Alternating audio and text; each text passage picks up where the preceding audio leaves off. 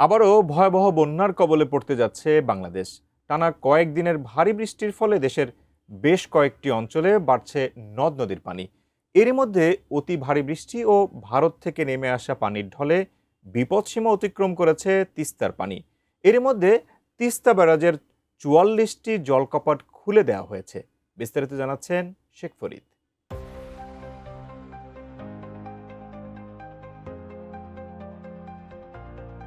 ভারতীয় উজানের ঢল ও ভারী বৃষ্টিতে আবারও বাড়তে শুরু করেছে তিস্তা নদীর পানি। এরই মধ্যে পানি বেড়ে নীলফামারী ডালিয়া পয়েন্টে বিপদসীমার ৫ সেন্টিমিটার নিচ দিয়ে প্রবাহিত হচ্ছে। এই অবস্থায় পানির চাপ সামাল দিতে খুলে দেওয়া হয়েছে তিস্তা ব্যারাজের ৪৪টি জলকপাট।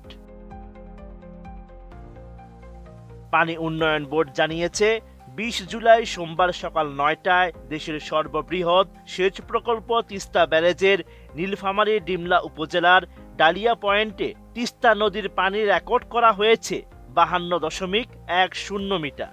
এটি বিপদসীমার ৫ সেন্টিমিটার নিচ দিয়ে প্রবাহিত হচ্ছে। এ পয়েন্টে বিপদসীমা ৫২.১৫ মিটার। একই দিন সকাল ৬টায় পানির উচ্চতা একই পর্যায়ে ছিল। পাওবো ডালিয়া ডিভিশনের নির্বাহী প্রকৌশলী অমিতাভ চৌধুরী বলেছেন, তিস্তা নদীর পানি বেড়ে সকাল ৯টায় বিপদসীমার ৫ সেন্টিমিটার নিচ দিয়ে প্রবাহিত হচ্ছে। পানি আরও বাড়ার সম্ভাবনা রয়েছে। পরিস্থিতি নিয়ন্ত্রণে আনতে এরই মধ্যে খুলে দেওয়া হয়েছে তিস্তা ব্যারাজের ৪৪টি জলকপাট। নতুন বাংলাদেশ গড়তে এলো জুলফিকার স্টিল। জুলফিকার স্টিল। এর আগে গত ১৩ই জুলাই রাত ১০টায় তিস্তা নদীর পানি বিপদসীমার ১০ সেন্টিমিটার উপরে পৌঁছেছিল।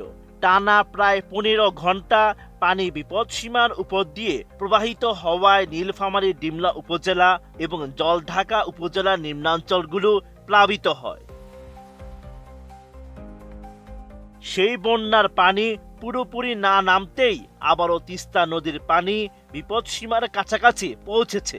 উজান থেকে নতুন করে পানি বাড়তে শুরু করায় নিম্নাঞ্চলে বসবাসকারীদের মধ্যে আবারও আতঙ্ক ছড়িয়ে পড়ে।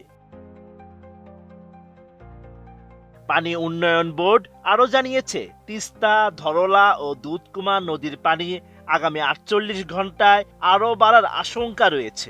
এর ফলে লালমনিরহাট, নীলফামারী, রংপুর, গাইবান্ধা ও কুড়িগ্রামের নদী তীরবর্তী নিম্নাঞ্চলের কোথাও কোথাও আকস্মিক বন্যা দেখা দিতে পারে। এই সময় কুড়িগ্রাম, গাইবান্ধা, জামালপুর, বগুড়া, সিরাজগঞ্জ ও টাঙ্গাইলের কিছু স্থানে ব্রহ্মপুত্র ও যমুনা নদীর পানি সতর্ক সীমা স্পর্শ করার পাশাপাশি নদী তীরবর্তী নিম্নাঞ্চল প্লাবিত হওয়ার প্রবল আশঙ্কা রয়েছে।